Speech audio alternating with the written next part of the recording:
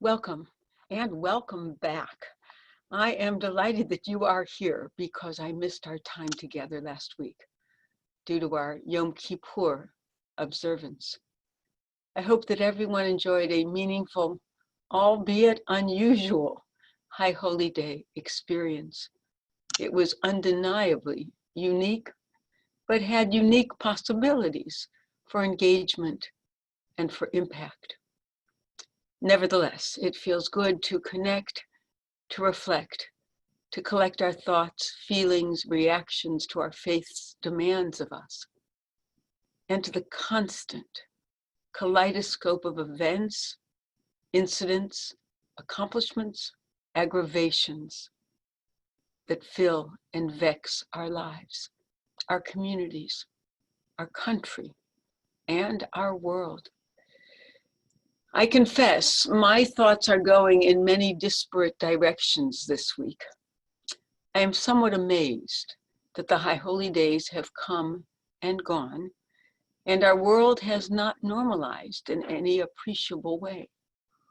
We anticipated that October would have surprises, but the events of these last few days have been extraordinary, and the month has just begun. As one journalist suggested, we are in a morality play of epic proportions. The weather has begun to change and brings with it the beauty of autumn and the anticipation of much colder weather ahead. While I am always intrigued by the Jewish calendar and in almost contradictory fashion by the seasons of nature, as they seem to point to a continuity that is currently absent in our day-to-day, except for the limited continuity of restrictions, I am currently surprised and sobered by the realization that we are reaching and passing goalposts we originally thought would be very different. This pandemic started when the weather was cold. It was end of winter cold, not beginning of fall cold, but the arrival of the chilly air reminds us of how long this has been and suggests we still have a ways to go. At first, we could not imagine that the virus would last into the summer. Then we made deals with ourselves. Certainly by the High Holy Days, it would be over. Now we have moved the goalpost again, at least to the secular New Year and early winter. But if we are honest with ourselves, we are not sure that is realistic either. Uncertainty has become our constant companion, our constant and uncomfortable companion. And once again, or still, the Jewish calendar is instructive. It is Sukkot, our festival that celebrates uncertainty. As I never tire of quoting, Irving Greenberg articulates this idea in his masterful book, The Jewish Way. The Sukkah does not deny the value of a solid home or human effort. 51 weeks a year, Jews are allowed to live in homes and are encouraged to build up the world and increase security and well-being. But the Sukkah teaches that builders of homes should be able to give them up or move out if necessary. Renunciation is the secret of mastery. People become masters rather than slaves of their achievements when they develop the capacity to let go of their accomplishments, even if only for the moment. The move into the Sukkah is a movement from the certainty of fixed position toward the liberating insecurity of freedom. It is not that people should not enjoy and care about their homes. If anything, the very consciousness of fragility gives deeper joy to daily rooted existence. Only those who know the fragility of life can truly appreciate the full preciousness of every moment. This is the festival that commands us to be joyful. How is that possible? The Torah, in its profound wisdom, almost never commands an emotion.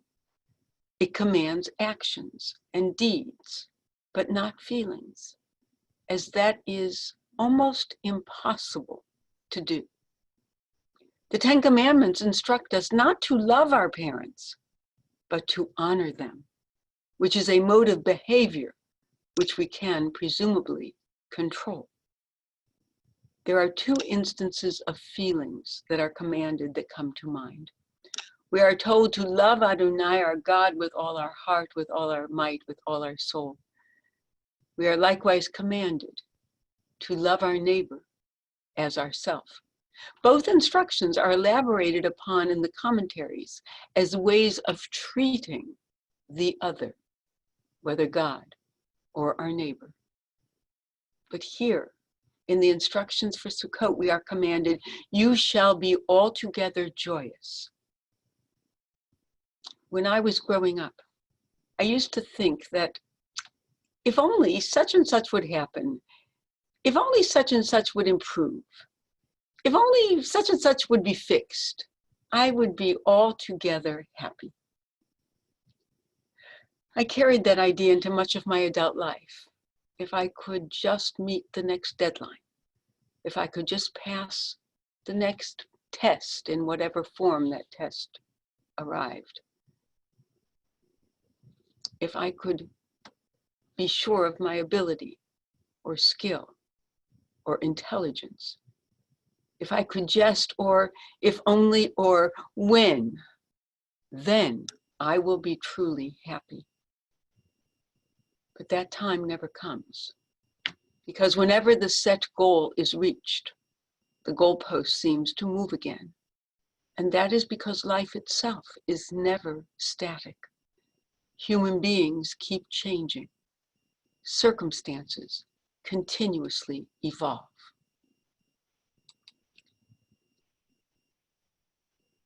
I have come to understand that Sukkot has something profound and powerful to say to us, as it commands us to find joy in this moment.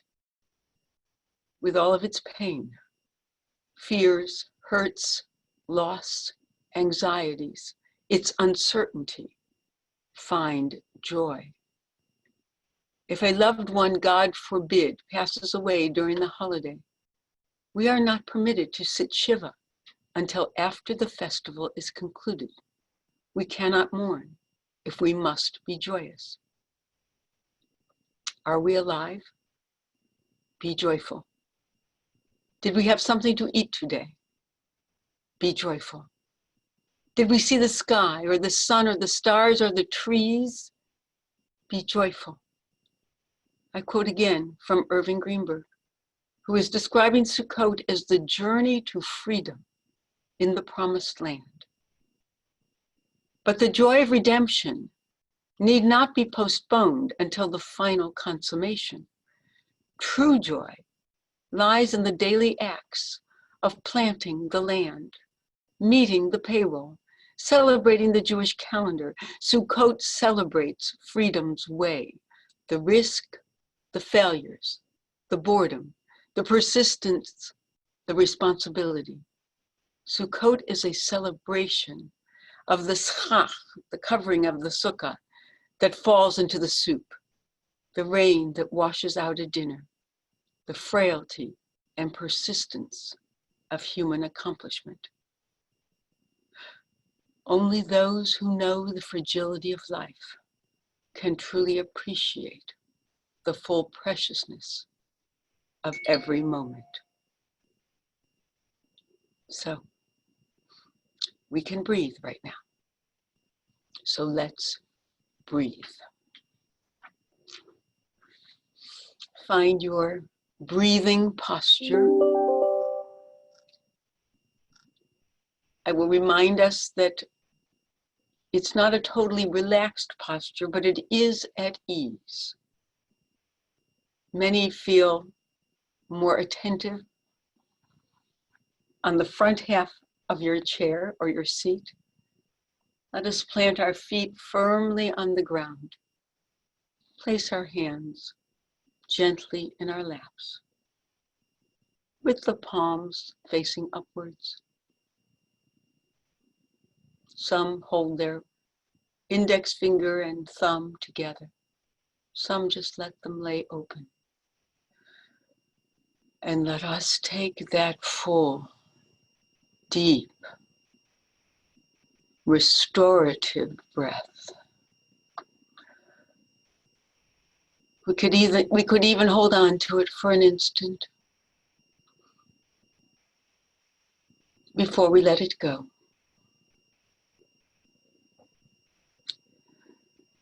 It might cause a yawn because it might be the first time we've let go all day. We hold on so tightly to our insides, our stomachs, our hearts, our every organ, whatever they are, but our breath most of all. Clearly we are breathing or we wouldn't be able to be present or functioning. But when we take that deep, full, healing breath, we realize how much we have been holding on until this moment. Let's just breathe. Let us feel that miracle,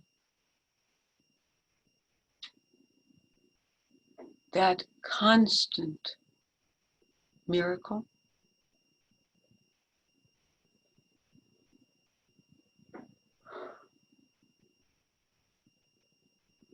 And let us let go for this moment. Let us breathe out the holding, the tension, the anxiety that keeps us in its grip. Just for this moment. We know it will be there again. We know it will return. But for now, let us breathe in and let us breathe out without that grip.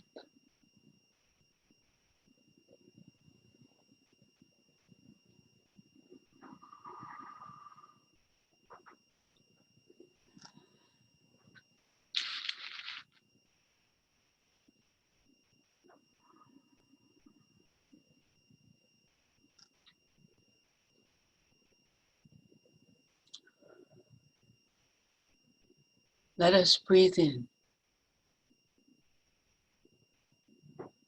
the knowledge that our lives, like the sukkah, are fragile structures.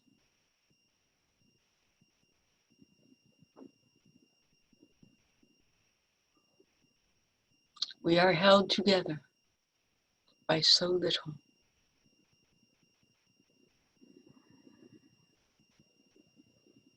And let us breathe out just for these few moments.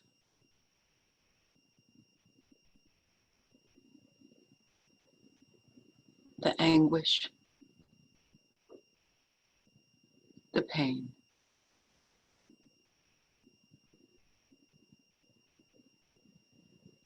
the hurts that accompany that fragility. Let us breathe in an expansiveness.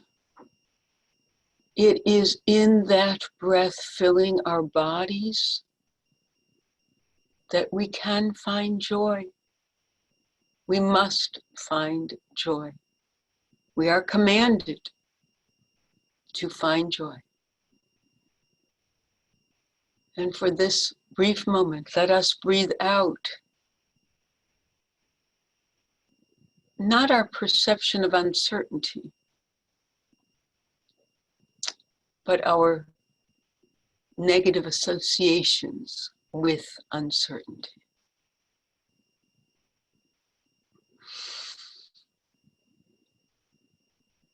Because with our next breath, we can be expansive, knowing that we can also be uncertain.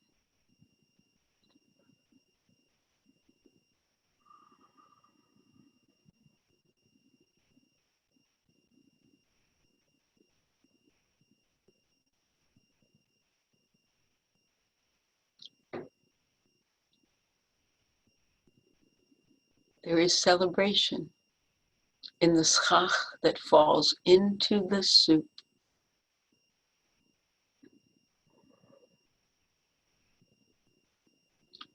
The rain that makes our Sukkot look so sad by the end of the holiday. The winds that so often knock them over altogether.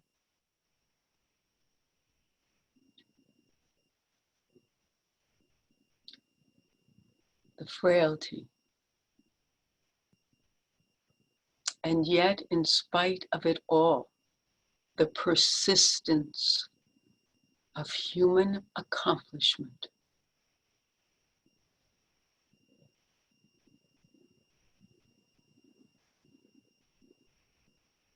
If we find joy, it has to be in that courage, that strength, that willingness to go forward, to take the next step, even when we know it could all fall over in the next wind.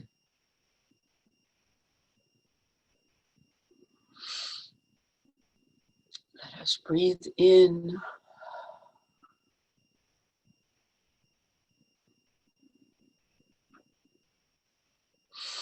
Zman Simchatenu.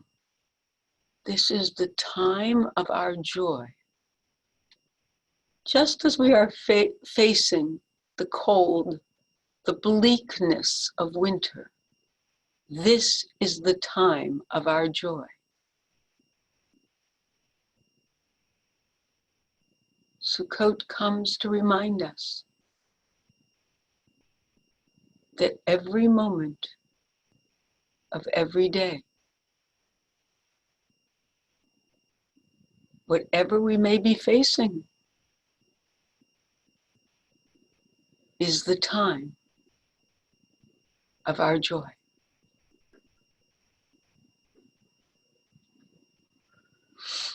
This is a harvest time, a gathering in time,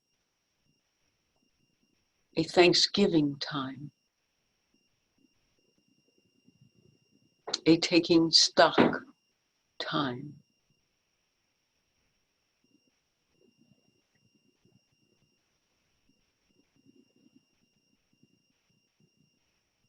Let us hold ourselves with compassion, with understanding, even with awe, that with everything we face from day to day, we are still here, we are still giving thanks, we are still finding joy in the details of our everyday, in the everyday miracles.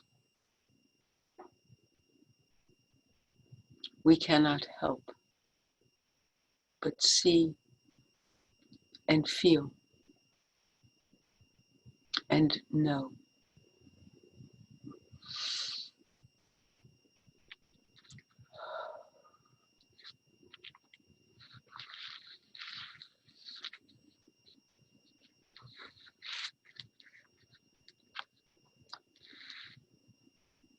Only those who know the fragility of life can truly appreciate the full preciousness of every moment.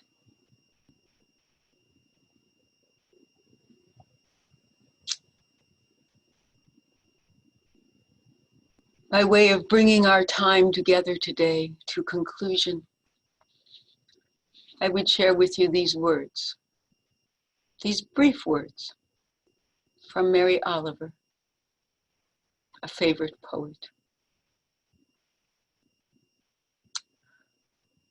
Oh, to love what is lovely and will not last.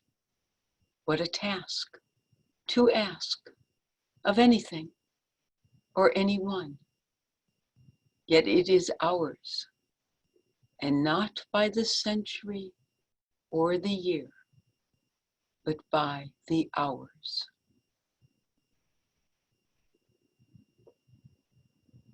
May you find an abundance of moments of joy the rest of this time of Sukkot, and going forward. They are not reserved only for Sukkot. Sukkot is here to teach us that those moments are always available and accessible if we but look for them. It is still appropriate to wish each and every one of you a Shana Tova, a year of goodness, of health and of strength, of fulfillment, as we continue to work for a world we pray will find its way to some stability, sanity, and peace. God bless. I will see you next week.